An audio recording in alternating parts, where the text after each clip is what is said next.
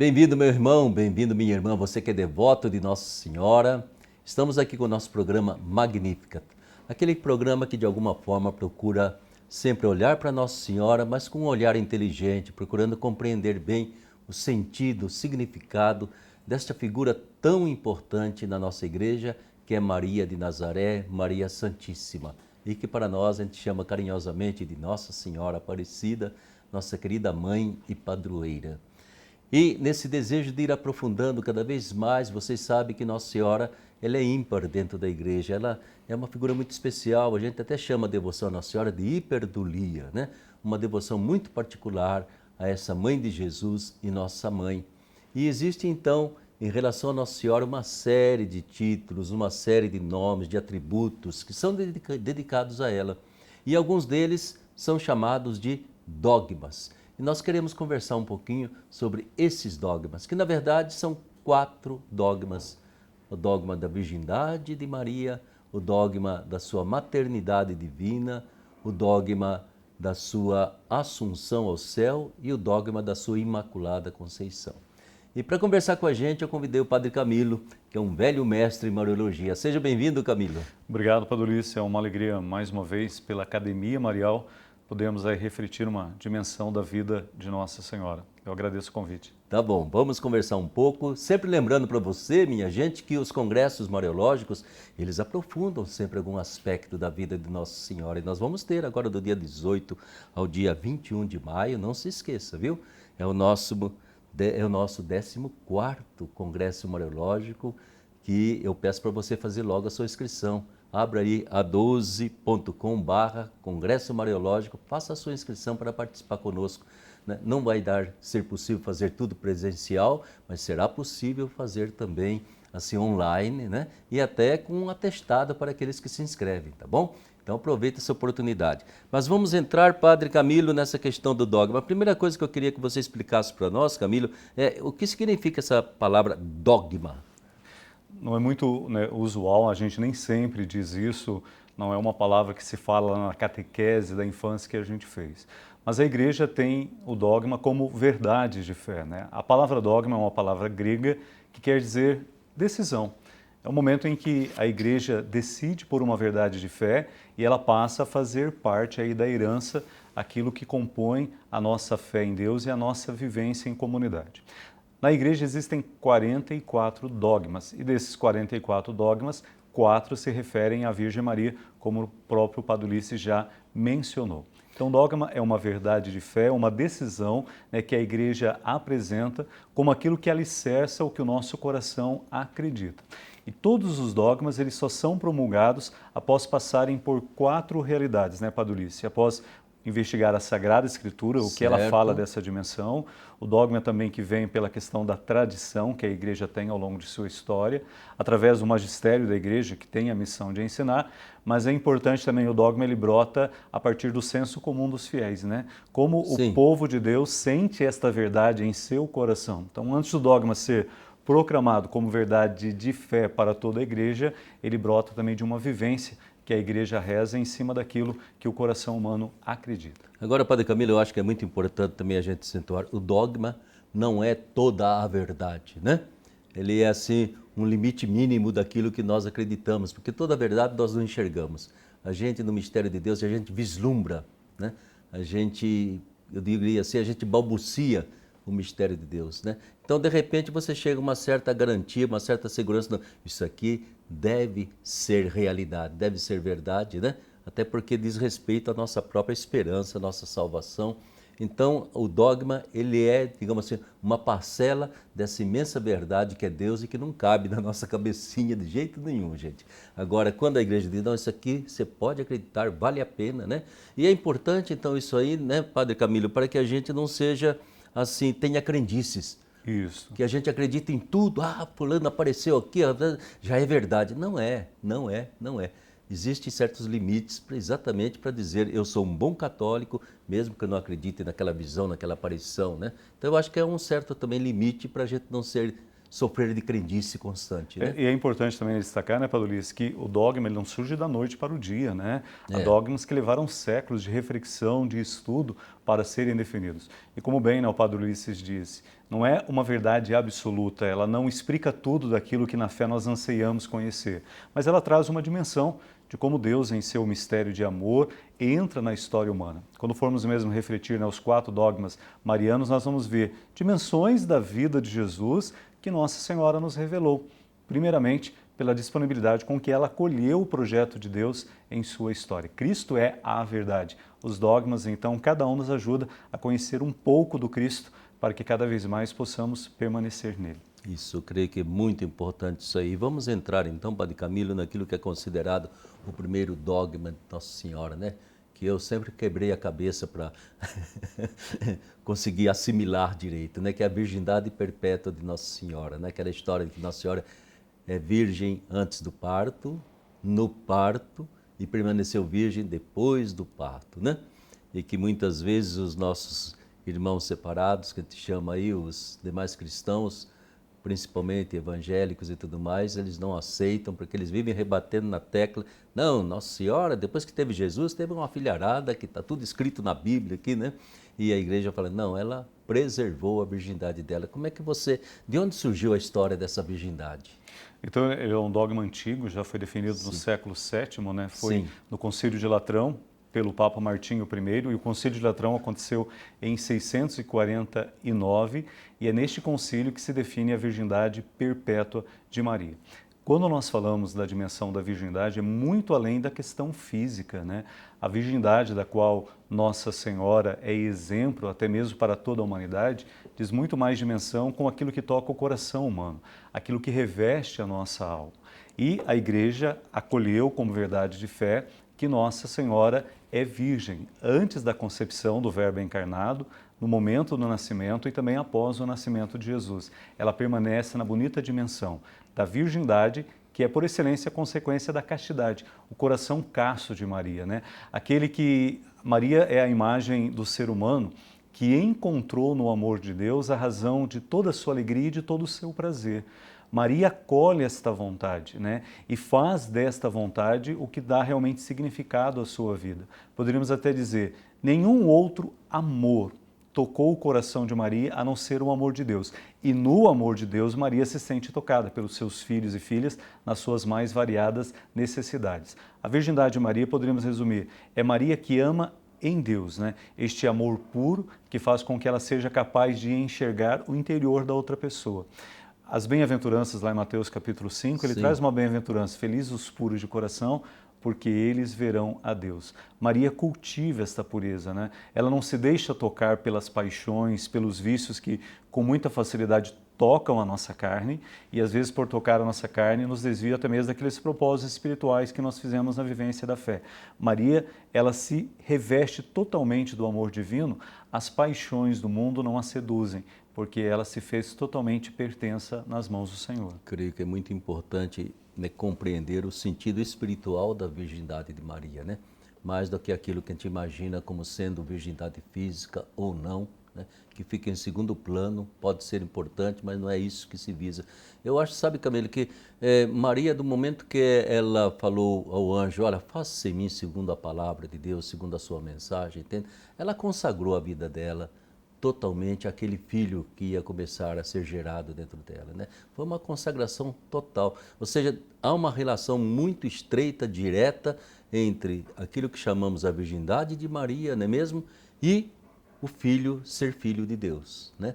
A consagração total da vida dela, e por causa desse filho, eu penso assim, porque esse filho veio de Deus, é filho do Altíssimo, então a minha virgindade vai servir de testemunho, né, dessa filiação divina de Jesus. Há uma relação entre a virgindade e essa filiação divina de Jesus?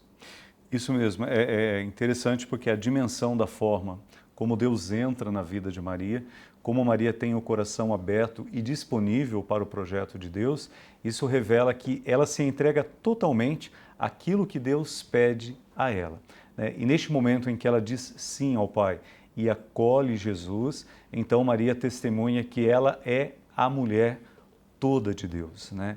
Não há nenhum outro espaço, não há nenhuma outra vontade que toque o coração de Maria, a não ser este. Eu encontrei em fazer a vontade de Deus, né, a minha alegria e o meu prazer. E como Jesus, né, o Filho Divino, o Verbo Eterno que se encarna em seu ventre, e Jesus traz essa bonita harmonia, né, da nossa humanidade, onde emoção, sentimentos, a dimensão física, a dimensão espiritual, a dimensão psíquica, elas estão em plena harmonia. A virgindade de Maria é como o ser humano vive, a forma como ele foi criada, sem desfigurar a sua originalidade. Hoje nós vivemos num mundo que com tanta facilidade as pessoas se desfiguram, elas Sim. são seduzidas por paixões, a própria finalidade da sexualidade é desvirtuada, né? Deus, ao criar o ser humano, ele tem um projeto para a dimensão da sexualidade do homem e da mulher. E quando as pessoas fogem disso, elas se desintegram. Maria é a imagem bonita. Ela e José viveram a plena integralidade de como Deus criou. E como a sexualidade em Maria é caminho para a santidade.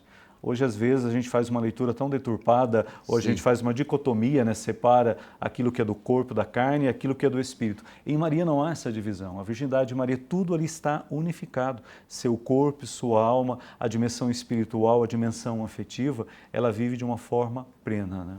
Eu acho que, sabe, Camilo, quando falamos em virgindade de Maria, hoje eu acrescentaria também a virgindade de José, o esposo dela, né?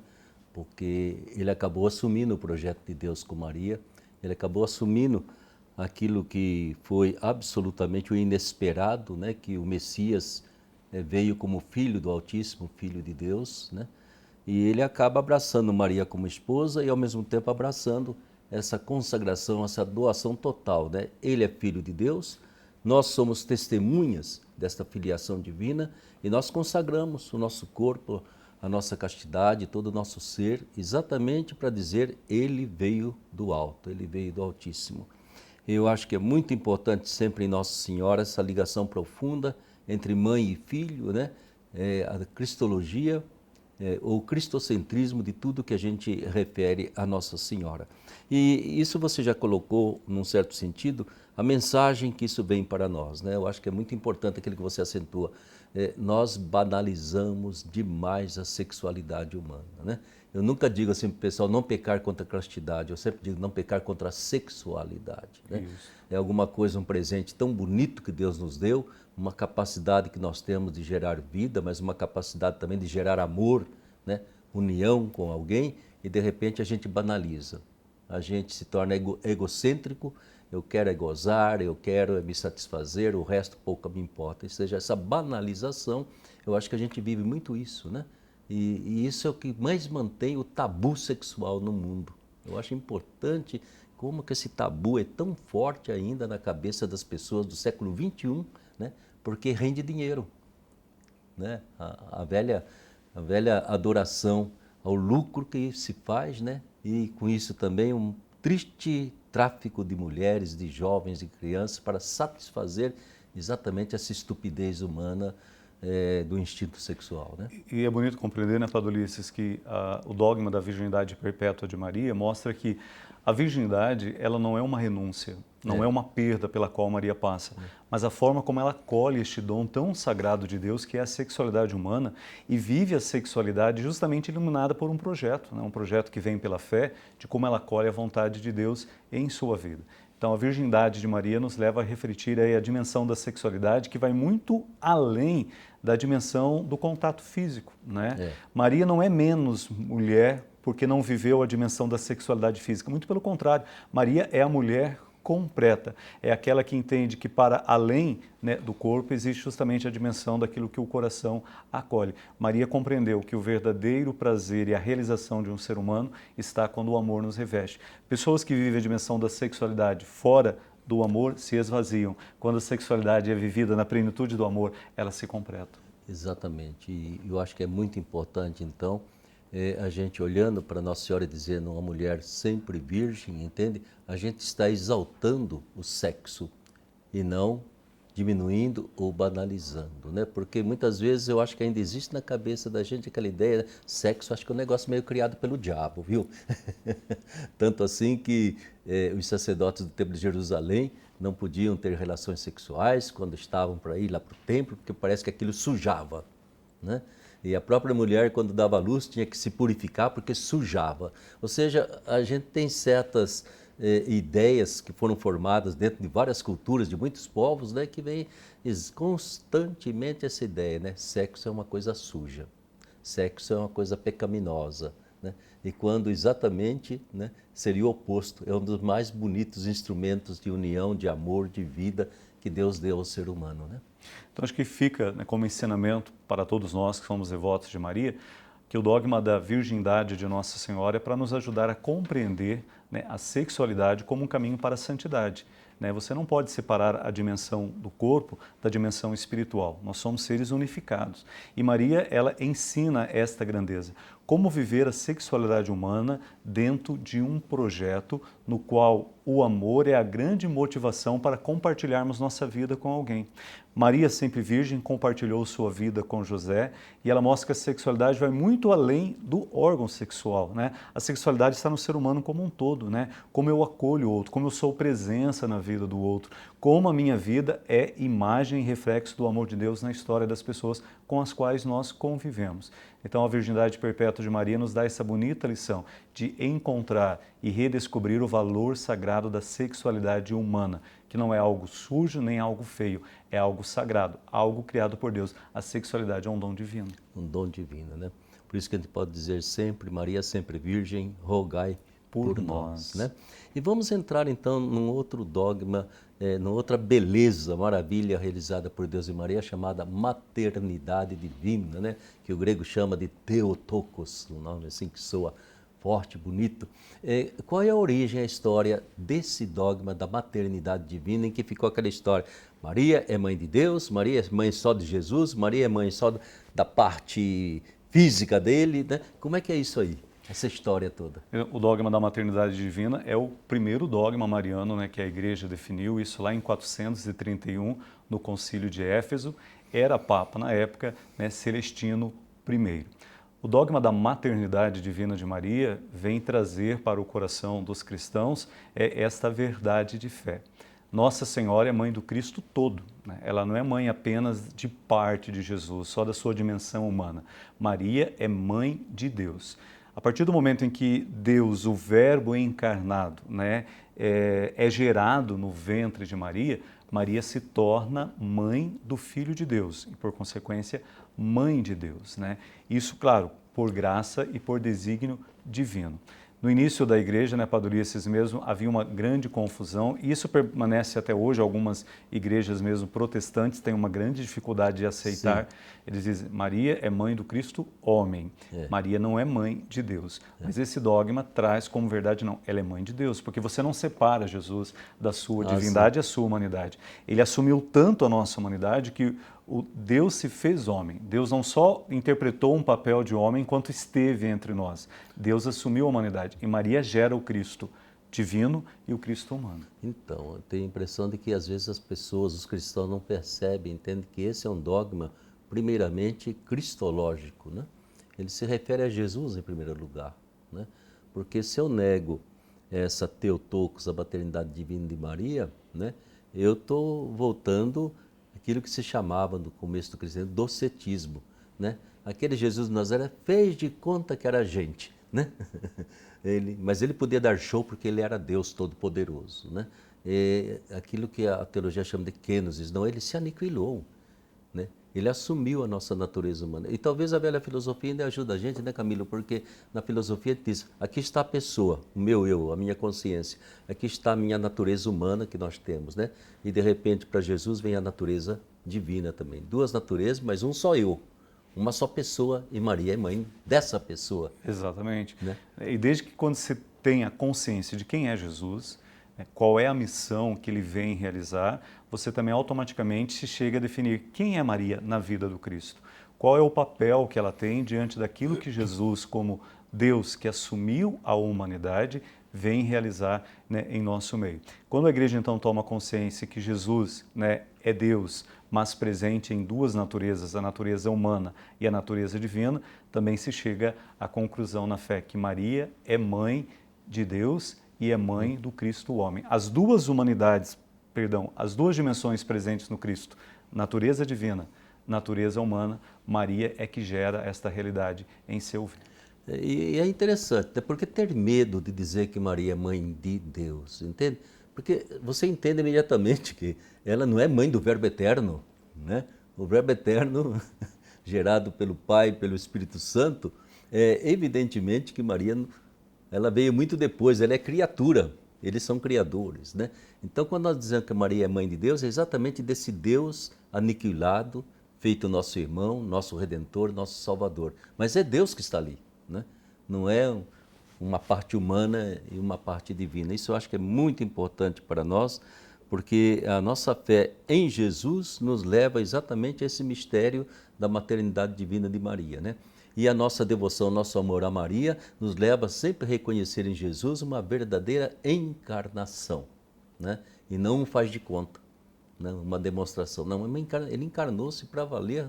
Eu achava bonito vendo um filme aí como Nossa Senhora, ela tenta convencer o filho, meu filho, a sua origem é divina, está na hora de você começar a atuar, né? Jesus em dúvida, mas mãe, eu acho que não está na hora ainda não, ali nas bodas de Caná. E Maria fala, não meu filho, é agora. Começa porque você está ficando velho, você tem que fazer a sua missão, né? Era muito interessante ela convencendo o filho da sua origem divina e que ele deveria abraçar a missão a qual ele estava destinado e que acabou até mesmo na tragédia da cruz, né? E da mesma forma, né, como Jesus, o Verbo eterno, ele não é criado, ele é gerado no ventre de Maria. Maria, como mãe do Verbo eterno, ela também gera a fé no coração do filho, né? Essa dimensão bonita. Poderíamos até dizer, Maria é mãe da fé de Jesus, né? Ela coloca no coração dele a mesma confiança que ela sempre teve no Pai e na palavra do Pai. E creio que a gente pode tirar como conclusão para a nossa vida que esse dogma da maternidade divina de Maria nos dá uma certeza muito grande da sua maternidade em relação a toda a igreja e a todos nós, né? Se ela é mãe do Cristo, que é a cabeça da igreja, nós, como batizados, somos o corpo, né, formamos o corpo do Cristo, Maria automaticamente também é mãe da igreja, né, desta comunidade de fé. Maria continua gerando no coração dos cristãos a centralidade da fé em seu Filho Jesus, crucificado e ressuscitado. Por isso o Papa Francisco, né, há 3 anos, ele colocou sempre a segunda-feira após a festa a solenidade de Pentecostes, esta bonita festa, né, de Maria, mãe da igreja. Mãe da igreja, isso é importante para nós. Eu acho que São Leão Magno, não tenho muita certeza, ele dizia para a gente assim, olha, ele se referia mais ao Natal, mas ele dizia, Cristo, nosso cabeça, nasceu, né? Mas a igreja continua em dores de parto. O corpo, que somos nós, ainda não nascemos totalmente, né? Nós estamos ainda nesse ato de nascimento, né? Para formarmos um só corpo com o Cristo, né? E da mesma forma que Maria é a mãe dessa cabeça da igreja, ela é a mãe do corpo todo, né? Filho, eis aí a tua mãe, né? Ela gera para a fé todos aqueles que acolheram o Evangelho do Cristo e se dispõem aí a acreditar e a segui-lo, né? E eu acho tão importante que não se trata de dar um título, uma homenagem à Nossa Senhora, entende? Ah, a Senhora é nossa mãe. Não, é uma realidade, né, que brota exatamente do mistério da encarnação e ali aos pés da cruz Jesus confirma, né, esse mistério da maternidade, que eu dizia, maternidade divina e maternidade humana de Maria em relação a nós. Por isso que ela ocupa esse lugar tão importante na vida da igreja, né? E como o dogma da maternidade divina de Maria está presente em nossa oração, em nossa devoção. Quando você vai rezar a Ave Maria, a primeira parte é bíblica, né? A saudação do anjo a Nossa Senhora. Mas a segunda parte nós já iniciamos, Santa Maria, Mãe de Deus. Então dizer que ela é Mãe de Deus está presente em nossa oração diária, quando rezamos aí em nossa devoção. E chamar Maria de Mãe de Deus deve renovar também no nosso coração aquela verdade que lá no alto da cruz Jesus deixou, né, para o discípulo amado. Aqui está a tua mãe. Então recorrer a Maria também como nossa mãe na fé, a mãe que nos faz aí perseverar com Cristo como ela perseverou até o momento do Calvário para poder acolher aí o Cristo ressuscitado na manhã pascal. E creio que é tão importante, né, que esse considerar Nossa Senhora e invocá-la como Mãe de Deus, né? E ter Maria como sendo, assim como as nossas mães, né, um ponto de encontro, né? Seria tão bonito que no ecumenismo aquela cozinha de Maria fosse o ponto de encontro de todos os cristãos, né? Que nos encontramos aqui, estamos juntos com o seu filho e aqui está aquela que é mãe de Jesus, então é minha mãe também. Aliás, a gente tem até um costume de vez em quando, né, de às vezes tratar como mãe alguma pessoa que nos trata com muito carinho, com muito amor, né? A gente trata como mãe E dentro de certas famílias eu vejo que até o maridão chama A mulher esposa de de mãe. mãe, exatamente. Ô mãe, né? Então é muito importante essa dimensão bonita da maternidade divina de Nossa Senhora. E nessa maternidade divina, eu acho que ela se relaciona, nós já nos referimos, diretamente aos discípulos, aos seguidores de Jesus e a toda a igreja, né? É alguma coisa que necessariamente passa por toda a igreja. Agora, talvez falte para nós católicos explicitar melhor, entende? Que toda a nossa veneração, amor, dedicação a Maria é um amor que passa por Maria para chegar ao mistério do seu Filho, da nossa redenção. Acho que duas dimensões fundamentais em Nossa Senhora é esta Maria, mulher da fé. E justamente por ser a mulher da fé, ela está disponível para Deus, né? Ela acolhe a palavra, ela abraça o projeto de Deus em sua vida. E Maria como mãe. E hoje em nossa devoção, né, Padre Ulisses, nós justamente buscamos Nossa Senhora na condição de filhos que, feridos, angustiados, sentindo medo, sofrendo, precisamos deste colo, né? Precisamos deste carinho materno de Maria. Mais ainda nessa pandemia. Exatamente. Como crianças, o momento que a gente mais buscava a nossa mãe é quando algo doía no nosso corpo, quando correndo, chutando bola, a gente levantava uma unha, caía, esfolava o bracinho, pulava, procurava, cadê o colo da mãe? Na dimensão da fé, eu acho que também a gente vive essa bonita experiência de Maria como mãe. No momento em que algo mais dói, seja no corpo, na carne, ou na alma, no coração, a gente procura o colo de Maria. E a gente faz a experiência desta mãe que cuidou do Cristo, no momento da cruz esteve ao lado dele, e que no momento da nossa cruz sempre estará ao nosso lado também. Exatamente, né? Eu acho que esse cuidado materno de Maria é que até certo ponto explica ao longo dos séculos tantas manifestações de Maria, né? Porque é importante também que a gente saiba que nem todos os títulos de Maria são dogmas, né? Fátima, Aparecida, Lourdes, né? Não são dogmas, mas são assim manifestações maternas da mãe preocupada Exatamente. com quem está doente, com quem está precisando escapar de um risco imenso, povos vivendo em guerras, e ali está a presença de quem é mãe. Eu estou com vocês. Sabe que às vezes eu penso, Camilo, que Nossa Senhora passou por uma dificuldade muito imensa, passa, aliás, por dificuldades imensas, que a gente acha, Nossa Senhora não me acudiu, né? Mas eu fico pensando, ela estava ao lado do filho e não pôde acudir o filho, né? Aquela sensação de impotência e de solidariedade. Estou aqui, gostaria de arrancar meu filho da cruz e não consigo, né? Eu acho que é algo que acontece também nessas manifestações de Nossa Senhora, na nossa devoção. Muita gente fala, não está acudindo a gente, fiz novena, fui Aparecida, acendi vela, fiz isso, aquilo, não aconteceu nada. Eu acho que a gente não entende que essa solidariedade de Maria vai além daquilo que está me acontecendo nesse instante, vai para a minha existência toda, o que a existência significa, né? E Maria está enxergando a vida da gente, né? Eu acho que a dimensão bonita, ela é mãe e ela está presente. É. E a presença dela faz com que a dor, por maior que seja, não roube o que a minha vida significa, né? As nossas mães, quando éramos crianças e diante de uma enfermidade que precisávamos talvez até ficar hospitalizados, se pudesse, a nossa mãe assumiria a dor no nosso lugar, né? Ela sentiria aquela dor de dente, aquele mal-estar.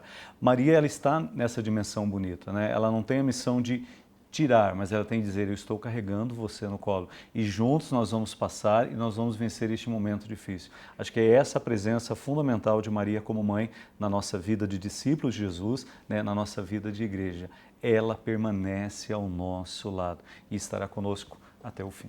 E certamente, entende? Seria tão bom que nós todos, mesmo cristãos, pudéssemos olhar para Maria e dizer mãe. Ela agradece qualquer outro título que possamos dar a ela, rainha, padroeira e todos aqueles títulos assim altissonantes, mas eu acho que aquilo que enche o coração de Maria é dizer mãe.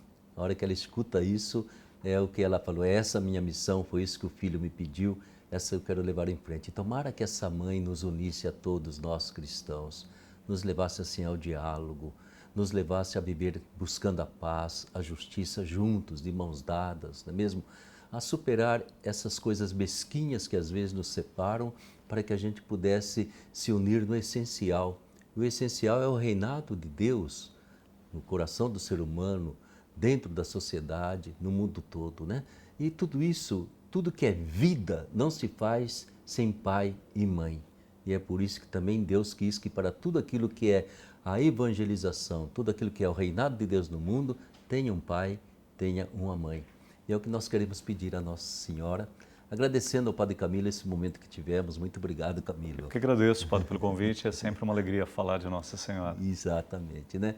E agradecendo também a você, meu querido irmão, minha querida irmã, sócio da Academia Marial. Nunca esqueça, você pode entrar como sócio da Academia, viu? Convidando mais uma vez você para o nosso 14º Congresso Mariológico, agora em maio, de 18 a 21. Faça a sua inscrição de verdade para você participar de coração, e a gente vai lidar com esse tema bonito, Nossa Senhora, Eucaristia, a luz do Magnificat. É um tema belíssimo. Venha participar com a gente. Quanto mais você ficar conhecendo Maria, mais você estará amando Jesus, e mais Jesus ficará satisfeito com você, e mais Jesus vai fazer aquilo que Ele sempre fez. Ele pode transformar a água, até às vezes uma água já meio estragada, Ele é capaz de transformar num vinho saboroso. No melhor vinho. Melhor, dar sentido para a sua vida. Muito obrigado. Fique com a bênção de Nossa Senhora. Santa Maria, Mãe de Deus, rogai por nós.